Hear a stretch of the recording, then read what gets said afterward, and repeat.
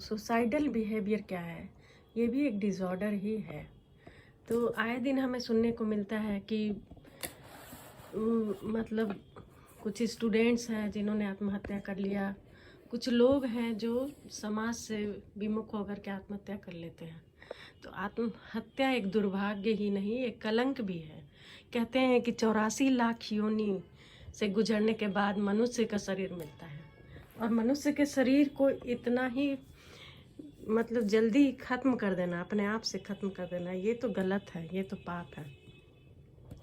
तो आत्महत्या क्यों होता है? तो आत्महत्या जैविक, आनुवांशिक, मनोवैज्ञानिक, समाजशास्त्रीय, सांस्कृतिक और पर्यावरणीय कारकों के आपसी संबंधों का ही एक परिणाम है।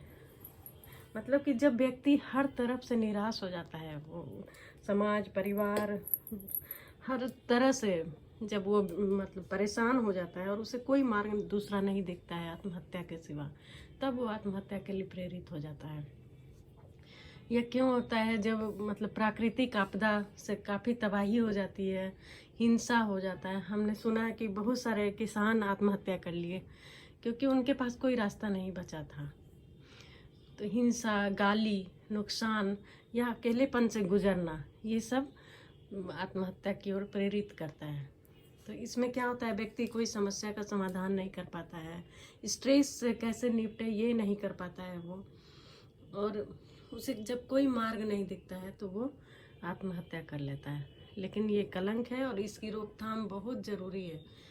तो इसके लिए हमारे जो वर्ल्ड हेल्थ ऑर्गेनाइजेशन है, विश्व स्वास्थ्य संगठन, इन्होंने कुछ उपाय बताया कि इसमें पहला क्या था, उन्होंने बोला कि आत्महत्या हेतु प्रयोग किए जाने वाले साधनों की उपलब्धता को सीमित कर दिया जाए और जिम्मेवारी पूर्ण तरीके से मीडिया द्वारा आत्महत्या की घटना को प्रस्तुत करना, मध्य से संबंधित नीतियों को लागू करना, संभावित व्यक्ति की शीघ्र पहचान करना और उनके रोकथाम करने में स्वास्थ्य कर्मचारियों को प्रशिक्षित करना।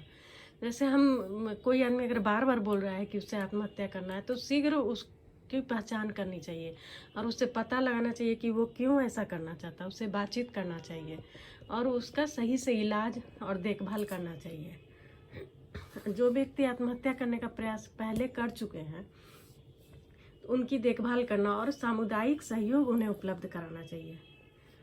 और जो स्टूडेंट्स हमारे दबाव में रहते हैं कि उन्हें बहुत अच्छा रिजल्ट करना है, उनके माँ बाप को भी ये उनसे एक्सपेक्टेशन रहता है कि वो बहुत अच्छा करें, और जब वो उसमें सटीक नहीं उतरते हैं तो उन्हें लगता है कि अरे माँ बाप हम पर इतना खर्च किया, उनका भी रेपुटेशन है, फिर मैं कैसे समाज के सामने जाऊँगा, और इस तरह से वो सुसाइड कर लेते हैं। पर यह बिल्कुल ही गलत चीज़ है, क्योंकि जीवन में सिर्फ एक ही रास्ता तो नहीं है, बहुत सारे रास्ते हैं। जब भी एक रास्ता बंद होता है तो दूसरा रास्ता खुल जाता है। तो इस तरह से हम लोग देखते हैं कि वो विद्यार्थी सामान्य क्रियाकलापों में अभी रुचि नहीं लेते हैं, उनका ग्रेड का कम होना, प्रयासों में कमी, उसके बाद कक्षा में दुर्व्यवहार करते हैं और रहस्यमयी तरीके से वो बार बार अनुपस्थित रहते हैं, धूम्रपान या मद्यपान या नशे का गलत प्रयोग करने लगते हैं। तो इसके लिए हमें विद्यार्थियों का आत्मसम्मान को सशक्त बनाना चाहिए और उनमें सकारात्मक पहचान विकसित करने हेतु जीवन के सकारात्मक अनुभवों को बताने पर जोर देना चाहिए। इससे उनमें स्वयं के अंदर विश्वास जगता है। जीवन सिर्फ एक ही चीज़ नहीं है, जीवन में बहुत सारी पॉजिटिविटी, अगर एक चीज़ ना करके हम दूसरे क्षेत्र में आगे बढ़ सकते हैं। इस तरह से उनमें पॉजिटिविटी विकसित करनी चाहिए।